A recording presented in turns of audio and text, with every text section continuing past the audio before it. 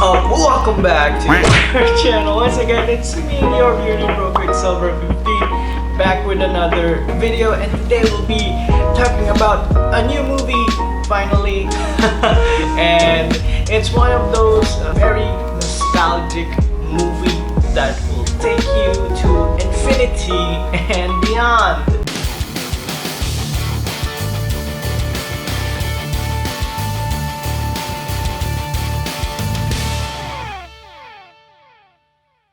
Of course, it's none other than Lightyear. So Lightyear is, if you've seen Toy Story and you know the character Buzz Lightyear, he is based off a movie in Andy's world. So Lightyear is supposedly the movie that Andy loved so much that he got the Buzz Lightyear toy. And oh my god, is this movie super effective in selling Buzz Lightyear, and of course this new character. So it begs the question, and this is probably the biggest question in the whole Toy Story universe now. Why doesn't Andy have a Socks toy? Because that thing is just the star of the movie. I mean, almost better than Buzz in every way. So this movie probably should have been called just, you know, Socks or whatever, because he's probably the best character in the entire movie. So let's move on. Let's discuss about Lightyear.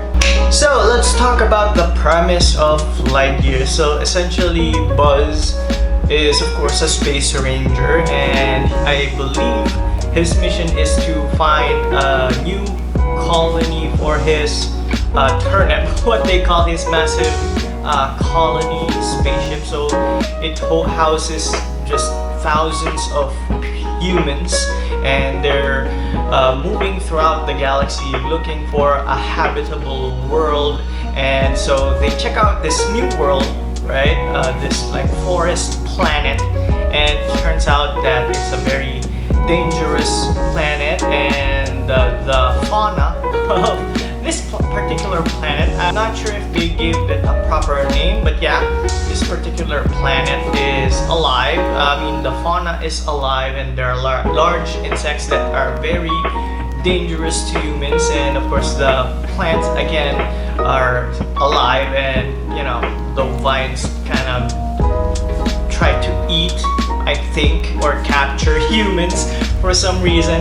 And yeah, so they end up getting stuck in this planet because of Buzz not trusting his crew at the beginning. And yeah, so that sets up the whole story of the movie, where Buzz is trying to redeem himself as a space ranger, because of course it is his fault why they are stuck in this new planet. And yeah, the premise is gonna sound like he is Captain America. So yeah, because the mission, of course, the battery of their massive colony spaceship is broken, so they have to use the resources of this new planet to develop a new light speed battery for light speed travel. And yeah, the problem is every time Buzz uses this new battery, he fast forwards 4 years in time, while, you know, because of time dilation. Time dilation kind of works that way, but yeah, it's something probably a topic for film theory if Buzz Lightyear's time dilation thing would actually happen, because the distance, I don't think, well, I'm not a scientist, so let's not go over that. But yeah, that is quite a questionable premise for the movie. Another thing is, essentially does the mission enough that he fast forwards almost 70 years into the future. So everyone he knew when he started the mission is now old or dead and replaced by new people. So yeah, really man out of time. Definitely similar to Captain America, and of course a black guy superior, almost kind of like Nick Fury. So yeah, a lot of similarities. Also, there are a lot of Star Wars references. Of course, one being Socks, probably again the cutest and most amazing character in this series. I mean, in this movie. But yeah, he does a lot of R2D2 like impressions or homages to R2D2. I mean, technically, Buzz Lightyear is like the Star Wars like character from Story. I mean, Zurg did have a lot of references to Darth Vader, of course, back in Toy Story 2, and we do get a few homages to that, which is again an indirect homage to Star Wars itself. So yeah, that's a little fun connection, and thankfully Disney does now own Star Wars, so no problem homaging your own work, I guess. So let's talk about the cast of Lightyear, and yeah, definitely the star-studded cast almost. So the story isn't the only thing that Buzz has in common with Captain America, because of course the person voicing Buzz Lightyear in this movie is Captain America himself, Chris Evans, which I think is awesome and fitting, and the similarities are way too obvious. But yeah, we have Bill Hader, of course, another staple voice actor. He's done a lot of awesome voice actor stuff. Of course, we also have Taika Waititi, albeit a very, well, no, actually he does have a pretty big role in this movie too, which is pretty awesome. That guy is just everywhere, and if he's not a side character in the movie, he's probably directing it. Yeah, lots of love for Taika Waititi. He's such an awesome guy. I mean, wow. How does he find time in his schedule for these kind of gigs? I mean, he just takes every job, I guess. Another notable character, voice actor in this movie is Isaiah Whitlock. Isaiah Whitlock Jr. He also does have a lot of movies and voice acting stuff in his stuff. So yeah, the rest of the cast are a lot of the new guys, and yeah, these are probably the most notable ones. So story-wise, again, Buzz Lightyear is okay. It's not the best. It does follow a lot of beats from Star Wars and Captain America, so it's the story is a little bit on the safe side. Nothing too spectacular. They did change a bit the backstory of Zurg. So if you've seen Toy Story 2, there is an exchange between Zurg and Buzz, which was awesome, and it's another nod to Star Wars. But yeah, they kind of switched it up in Lightyear, which I think is a fun twist to it. Rather than being just a knockoff of Star Wars, they kind of tried to do their own thing. So again, there are a bit of really questionable writing choices for Lightyear. Again, probably one of the things I would like to put forward, although maybe I'm wrong about this, but yeah, I'm pretty sure time dilation doesn't really work like that. I guess movies like Interstellar has just kind of put a scientific baseline for time dilation and black holes. I mean, it kind of works, but it's a bit of a stretch, although I could be wrong, and yeah, I'm pretty sure Film Theory, which a channel that I love in YouTube, but hopefully do episode about this. And another questionable some choice is how Buzz was able to control the entire launch bay through the cockpit of the spaceship, because you know that shouldn't happen, I guess. So yeah, not really a spoiler. Yeah, so we're not gonna go deep into that, but yeah, some things probably, you know, are very questionable. But yeah, knowing that this is a kids movie, the target audience probably wouldn't care about this thing. But yeah, those are just some things that I was able to nitpick from Lightyear. So overall, Lightyear has a pretty solid cast. I mean, Chris Evans does a good job as Lightyear. I mean, he is Buzz Lightyear in this movie is essentially Captain America. So obviously, Captain America does a great job of that kind of sort of character. Although I do love Buzz Lightyear's arc, although I think they could have done it a bit better. His change of heart probably came a bit awkward. But yeah, it kind of works. And yeah, I love that they started him off as this very proud and flawed.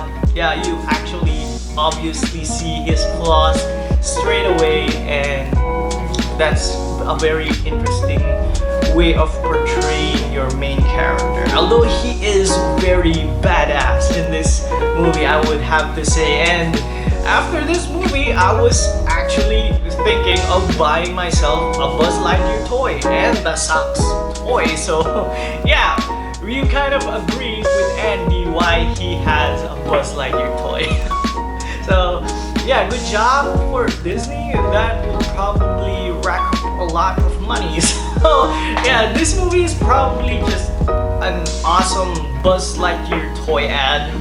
And of course, the new character socks. I don't know, I just love socks. So again, this movie, a lot of the characters do have significant growth.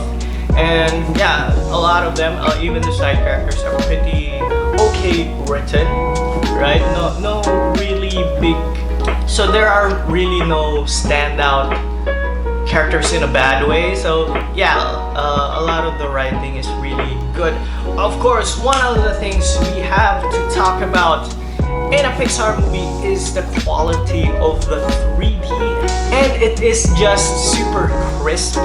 The details, the ambient lighting, the particles in the background, and you know when the light hits you and there are these tiny dust particles, it's just so awesome.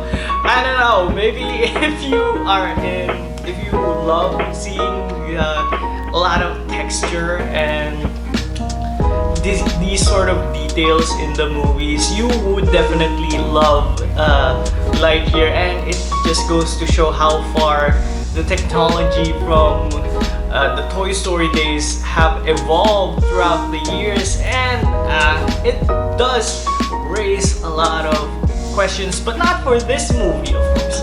It raises the question of why, you know, a good example is Sonic.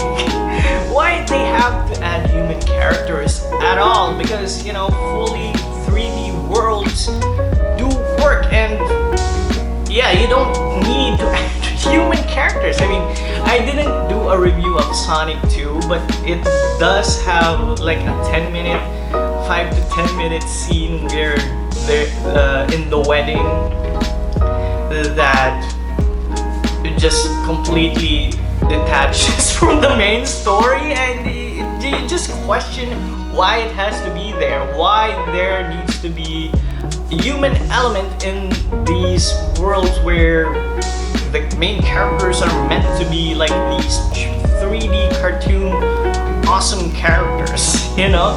And that's a lot of the reason why some anime adaptations really don't work with live action, because I mean, stuff like Death Note definitely works because the humans don't really have like earth-shattering or universe-breaking powers.